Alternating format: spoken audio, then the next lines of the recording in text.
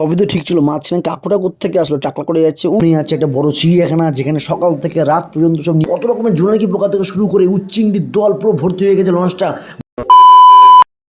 Hello guys, welcome back to my channel. আজ সরস্বতী পুজো সকাল সকাল পাঞ্জাবি আর ধুতি পরে বেরিয়ে গেছি। লুকটা পরে দেখাচ্ছি, তার আগে একটা কথা বলে নিই। আজকে আমি আমার গার্লফ্রেন্ডকে নিয়ে বেরিয়ে গেছি সরস্বতী পুজো ঘুরতে, এবং কি এখন চন্দননগর স্টেশন ঘাটে যাবো আর অনেক অনেক জায়গায় ঘুরবো। রিয়েলি বলছি, খুব এক্সাইটেড। অনেকদিন ধরে ইচ্ছা ছিল গার্লফ্রেন্ডের সাথে বেরোনোর, তো আজকে গার্লফ্রেন্ডকে নিয়ে বেরিয়ে গেছি। তোমার গার্লফ্রেন্ডের সাথে পরিচয় করে দিচ্ছি। গার্লফ্রেন্ডকে দেখে নাও তোমরা একটু বন্ধুরা। रहा नहीं जाता, तड़प ही ऐसी है ना। তো বন্ধুরা, এই হচ্ছে আমার সেই গার্লফ্রেন্ড। আজকের দিনের জন্য कैसा लगा मेरा मजाक? মনটা খারাপ হলো কালো বিড়ালটা দেখে। সালা বিড়ালটা কোথায় যাচ্ছে, তার দিনটি আমার এমনিতেই খারাপ, আর খারাপ হয়ে গেল। মার সালাকে ধরে সালা চাপা দিয়ে দেবো সালাকে। সালা আজকে আপনার দিনটাই খারাপ করে দিল আমার। আর চারিদিকে শুধু জোড়া শালিক, আর মাঝখানে হচ্ছে আমি এক শালিক। আর কথায় তো আছে যে এক শালিক দেখলে দিন খারাপ যাচ্ছে, সেই এক শালিক হচ্ছে আমি। আজকে সকালবেলা বাড়ি থেকে বেরোনোর সময় এক শালিক দেখে এসেছি, তো এর জন্য আজকে দিনটা আমার এরকম।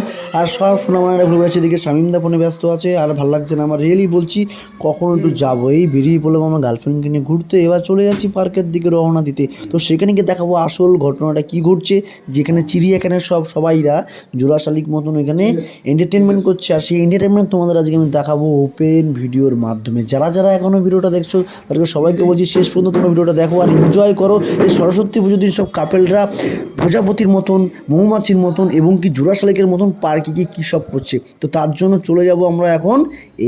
এটা হচ্ছে কোথায়, এটা হচ্ছে আমাদের গন্তব্যস্থল জগদ্দল ঘাট। যে ঘাটের সামনেই আছে একটা বড় চিড়িয়াখানা, যেখানে সকাল থেকে রাত পর্যন্ত সব নিব্বানিবিড় এখানে আসবে। জোড়া শালিক থেকে, মৌমাছি থেকে, মাছি থেকে, ভ্যারাইটিস রকম প্রজাতির প্রাণীরা এখানে এসে উপস্থিত হচ্ছে। তো প্রাণীদের সব যানবাহন বা বাহন এখানে সব রাখা আছে, তোমরা দেখতেই পাচ্ছ। সারি সারি মৌমাছি যাচ্ছে, জোড়া শালিক যাচ্ছে। আমি দেখে শুধু আফসোস করছি, কারা কোত্থেকে এসব মানে এখানে উদ্ভূত হলো। আর পাশে যে তোমরা চিড়িয়াখানাটা দেখছো, তো এখানে চিড়িয়াখানার মধ্যে ভ্যারাইটিস রকম প্রাণী আছে। ভিতরে ঢোকা যাবে না, ক্যামেরা অ্যালাউ নেই, আমি ঢুকতে পারছি না, কিন্তু আমি ঢোকার চেষ্টা করছি অলরেডি। ভিতরে ঢুকে যাবো, জাস্ট তোমরা একটু এনজয় করো। আর দেখো এখানে যে ছেলেপেলেরা আছে, তার বাহনগুলোকে এখানে রেখে গেছে জাস্ট ওই পার রেস্টুরেন্ট ঘাটে যাওয়ার জন্য।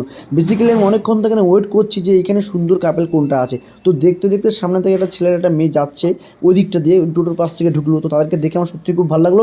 চলে যাচ্ছে এবার আমি ঘাটের দিকে। ঘাটের সামনে যাবো, দেখতে পারবো এখানে কত পরিমাণে জোড়া শালিকগুলো ঠিক সুন্দরভাবে সেজে গুজে ঠিক ওই পারে স্ট্যান্ড ঘাটে যাবে। আর আমার সাথে আমার একটা সুন্দর হ্যান্ডসাম বয় হচ্ছে সুরাজ। সুরাজ হচ্ছে সিঙ্গেল, জন্মগত সিঙ্গেল, জন্মের পর থেকে আজ পর্যন্ত সিঙ্গেল। তো ওকে নিয়ে চলে আসলাম আমি জগদ্দল স্ট্যান্ড ঘাটে। তো এই পাশে দেখতে হচ্ছে প্রজাপতির ঝাঁক আছে, এত প্রজাপতি সব চন্দনগুলো উড়ে যাবে এক্ষুনি লঞ্চের মাধ্যমে। তো তোমরা বন্ধুরা যারা এখন ভাববে কী করবে কি না করবে, তারা অলরেডি চলে আসো আমাদের এই জগদ্দল ঘাটে। কেন আজকের দিনটা 14ই ফেব্রুয়ারি, ভ্যালেন্টাইন ডে এবং সরস্বতী পুজো দুটো একসাথে পড়েছে। আর তার জন্য লঞ্চ মন্ত্রী বিরাট ঘোষণা একটা করে দিল, যারা যারা আজকে জগদ্দল ঘাট থেকে চন্দননগরে যাবে তাদের একজনকেও টিকিট নেওয়া হবে। একমাত্র যারা সিঙ্গেল তাদেরই টিকিট নেওয়া হবে, যাদের আমাদের মতন। আর যারা মিঙ্গেল তাদের সবাইকে ফ্রি। সেই খবর সারা জায়গায় ছড়িয়ে যায়। এর জন্য কাপেলে ভর্তি, প্রজাপতি, মৌচাক, ঝিকিমিকি, কারো কত রকমের জোনাকি পোকা থেকে শুরু করে উচ্চিংড়ির দল পুরো ভর্তি হয়ে গেছে লঞ্চটা। মনে হচ্ছে এখন ডুবে যাবে, কতক্ষণ থেকে হর্ন মারছে। যারা তোমরা কাপেল, তোমরা শীঘ্রই চলে আসো, এক্ষুনি লঞ্চ ছাড়াবে, চন্দ্রনগরে যাবে একদম বিনা ইনভেস্টমেন্ট, ইন্ডিপেন্ডেন্ট ফ্রিমেন্টে। আমাদের এখানে আমাদের সুরাজ ভাই আমাকে বলছে, ভাই আমরা কি তাহলে কোনোদিনও মিঙ্গেল হতে পারবো না? আমি বললাম না, একদমই নাই। মিঙ্গেল থাকার থেকে সিঙ্গেল থাকা অনেক ভালো। যার ধরুন ফ্রি ভক্তরা খেতে চলে যাচ্ছে এখন ওই পারে, কী খাবে কি না খাবে আমার দেখার দরকার নেই, আমার জানানো দেখেন। যার ভিডিও করতে হচ্ছে ভিডিও করছি, আমি চলে যাবো। তার আগে একটা কথা বলছি, ওই দেখো ওই চন্দ্রনগর পার্ট থেকে এখন মোটামুটি পিকনিক পুরো কমপ্লিট হয়ে গেছে। এখন নাইজেরিয়া, ইংল্যান্ড, আমেরিকা, অস্ট্রেলিয়া এবং কি বাংলাদেশের মতন থেকে লোকজন এখানে এসছে চন্দ্রনগর স্ট্যান্ড ঘাটে। তো যাওয়ার সময় বলে যাচ্ছিল, দাদা আমি বাংলাদেশ থেকে এসেছি, একজন বলছে ফরেনার থেকে এসেছে, একজন বলছে আমেরিকা থেকে, জার্মান থেকে। তো তারা অলরেডি ঘোরা হয়ে গেছে, এখন তার ওই পার থেকে এই পারে অলরেডি চলে এসেছে।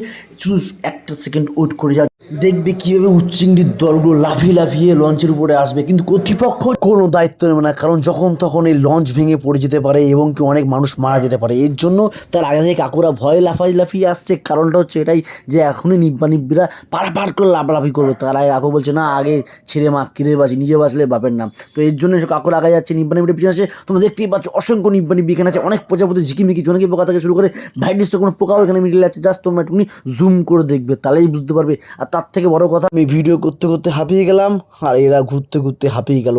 কিছু খেয়ে কি না খেয়ে আসলো জলস্থির থেকে ওই পার থেকে আসে আমি জানি না, কিন্তু এখানে এসে ঢেকুর তুলছে এইভাবে, মনে হচ্ছে একটা গোটা কুমির খেয়ে এসছে। সত্যি বলছে, এত বিচ্ছিরি গন্ধ ভক করে একটা সামনে দিল না, কি বলবো আর বন্ধুরা। আমি চল ফটো দিকে যা। তো সবই তো ঠিক ছিল, মাঝখানে কাকুটা কোত্থেকে আসলো, টাকলা করে যাচ্ছে।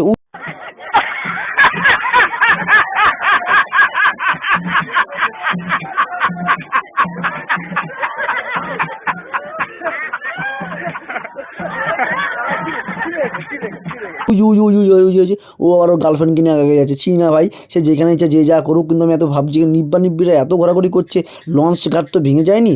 এই ভেবেই আমি সঙ্গে সঙ্গে আর দুঃখে থাকতে পারলাম না, তো এর জন্য 4 চাকা নিয়ে বেরিয়ে পড়লাম আরেকটা গন্তব্যস্থল আর যাচ্ছি। তো দেখবো সেখানে গিয়ে কী অবস্থায় আছে, কী পরিবেশ আছে, তারপরে সেখানে গিয়ে আরও ভিডিও করছি। তার সঙ্গে আমি একটা কথা বলি, বন্ধুরা খুব এনজয় করছো হয়তো আমার কথাবার্তা শুনে, তো এরকম ভিডিও দেখার জন্য অবশ্যই চ্যানেলটাকে সাবস্ক্রাইব করবে আর সঙ্গে থাকো। তার থেকে আর একটা ভালো কথা বলছি যে আগামীকাল এরকম টাইপের ভিডিও আসবে, ফানি ভিডিও থাকবে, তার মধ্যে ব্লগ থাকবে, বিন্দাস ভিডিও হবে।